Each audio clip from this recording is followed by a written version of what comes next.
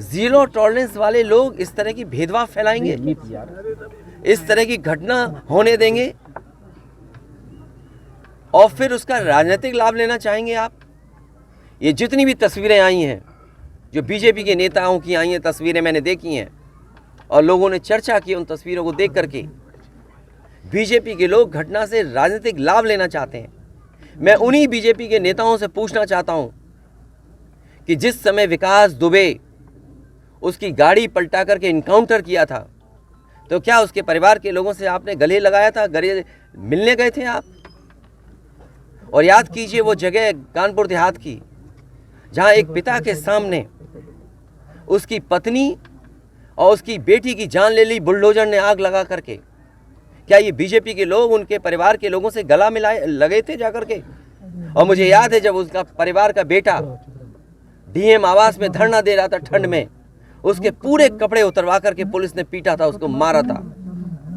उत्तर प्रदेश के लोग वो घटना भी नहीं भूलेंगे कि जहां पे एक आईपीएस ने एक ब्राह्मण परिवार की जान ले ली थी। आईपीएस उत्तर प्रदेश नहीं रह पा रहा था, भगोड़ा बन गया था, अंततः उसको जेल जाना पड़ा। तो बीजेपी के लोगों से मेरी यही सलाह है, बहुत छोटे लोग हैं, किसी के दुख में चश्मा लगा करके तुम दुख प्रकट करना चाहते हो, इससे ज्यादा घटिया काम राजनीति में कोई नहीं कर सकता।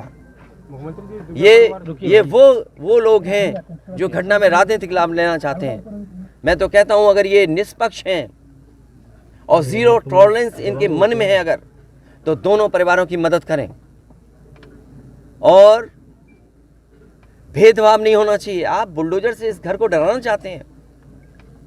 सवाल घर का गिरने का नहीं है, सवाल आपकी नीयत का है और आपने अपने फैसले में ये स्वीकार कर लिया है कि आपके अधिकारी गलत थे और गलत अधिकारियों अगर नहीं थे वो अधिकारी गलत, तो बताइए आपको 20 अधिकारियों को सस्पेंड करना पड़ा, जो अधिकारी यहाँ रह भी नहीं रहे हैं, कभी नौकरी किए थे।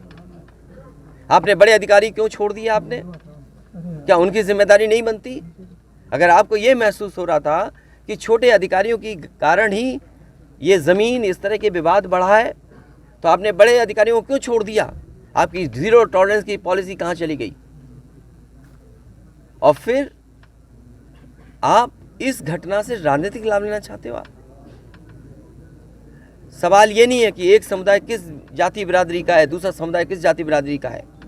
सबसे बड़ा सवाल है इस सरकार में इन लोगों की जान गई है और आपकी जीरो टॉलरेंस की पॉलिसी से उन परिवारों के सदस्यों की जान नहीं आने वाली। और ये जो डर दिखा करके आप डरना चाहते हो, जब जनता खड़ी हो जाती है, जनता की ताकत के सामने सरकार की ताकत टिक नहीं सकती। सरकार की ताकत कुछ भी नहीं है जनता की ताकत के सामने। आज इस परिवार के और सदस्यों पे आप अन्याय कर रहे हैं। एफआईआर लिखने का तरीका क्या उंगली नहीं उठाता?